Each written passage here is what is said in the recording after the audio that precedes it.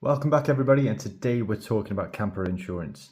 Now, I finally bit the bullet, I got myself a camper van, not that camper van, but you'd be surprised how many people are selling absolute rust buckets on eBay and asking quite a lot of money for them. But luckily, a friend of a friend was selling a camper van, I trust him and I got myself one.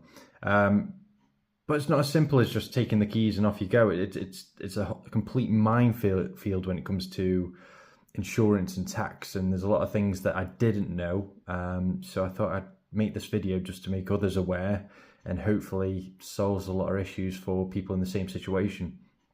I was a bit shocked really, because your daily commute car, I'm doing 10 to 15,000 miles a year and I pay £300 to £400. I thought with a camper van it would be, using it once a week during the winter just to keep it running, and not doing much mileage, that it would be preferably the same, maybe cheaper, because these camper vans are not brand new, are they? Mine's done 170,000 miles. It's a bit rough around the edges, but it still does the job, and I'm going to love it no matter what. But sadly, it's not straightforward. So hopefully this video helps you, and any advice for others, leave it in the comments below.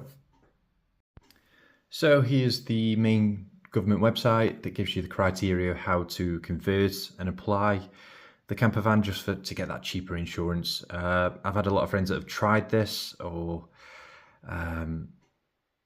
failed miserably, so I definitely don't want to go down this route, but it gives you a list of vans that you can convert. But here's the main criteria: 2 or more windows on at least one side of the main body, a separate door to the living accommodations, motor caravan style graphics, and I believe it has to be something substantial, not just like a tiny sticker, an awning bar attachment on either side of the vehicle, and a high top roof. Now when they say that, it doesn't mean a pop top, it means like the upside down boat looking thing, so you can stand up really, but it kind of ruins the aesthetics of the van. All the evidence, how to prove, and then finally the internals: a seat and a table, which most do anyway, sleeping accommodations which may be converted from the seats, cooking facilities, and storage facilities. Now I believe the cooking facilities doesn't mean a portable stove, it has to be fixed in, fridge, sink, hob. So as you can see, it's quite tough to get it converted, but like I said, that's the criteria anyway, just to show you. So like I said at the start of the video, it's a very specialist thing. You can't just go down the standard route of insuring the camper as a van, or else if you touch wood, you never do, but if you did have an accident, they would only pay out for the van rather than what's actually inside the van, because as we all know, it's not cheap to customize or build your own van, so we might as well just pay that little bit more and get it insured properly.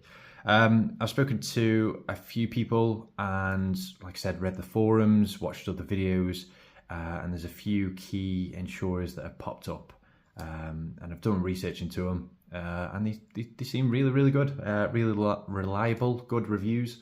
This one was a personal friend. This was actually the owner of the van. He recommended this local company, well, local to us, Howden Insurance. Again, it's very specialist, but they seem to have very good reviews, so I'll give them a call in a minute. The main one that popped up everywhere, and this was passed on via a friend that's his own camper vans for 20-30 years, Adrian Flux Insurance, nearly 35,000 good reviews at 4.5. That's something to go by. That is seems good. And again, they claim to be specialists in all self-built motorhomes, so that's really good. And then finally, this was off a couple of comments that kept popping up on people's videos after talking about the same thing. Just Camper Insurance. Apparently it's a sister company of Adrian Flux, but again, 5,500 reviews at 4.5 star. And again, very specialist in the self-built camper van. So I'm going to give all these a call now. Let's see what happens and I'll let you know. So I would class that as a success. So I called 3 different insurers.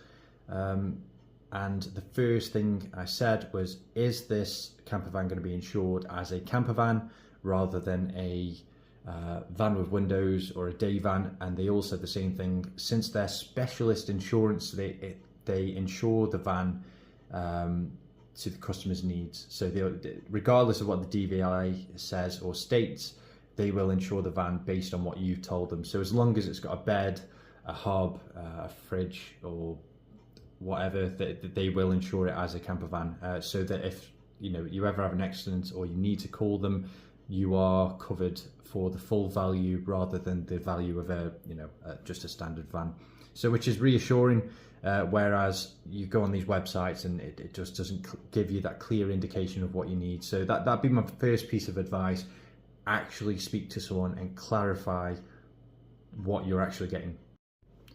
Second piece of advice is play them off against each other. So again, I told the insurer that I've been offered something cheaper, and if there is wiggle room, they will fight for your custom. So I saved myself £70 and got the insurance company I actually wanted, by just saying that the previous insurer had quoted me slightly cheaper. If they think if they think you're pushing them too much, they'll just stick by the guns, and you've lost nothing then. Finally, be honest with the insurance company. They will know if you're lying about past claims or certain things, because they all speak to each other. So it's best to be honest with them from the start. And also decide what you want in terms of, do you want breakdown cover, which is always wise to get. Are you bothered about having a courtesy car? Are you bothered about window screen chip? Just cater the insurance to you, and obviously the less you have, the cheaper it might be. So you might be paying more money than you actually need to if you have everything. Yeah. So there we go. I got the insurance company I wanted by playing them off against each other. I got a quote of just under £500, which I'm really chuffed with, to be honest. But obviously my campervan might not be as expensive as your campervan, so everybody's going to be different. I might be doing a lot less mileage, but hopefully that helped, and hopefully you all get the prices you want. So good luck, and I'll see you on the road.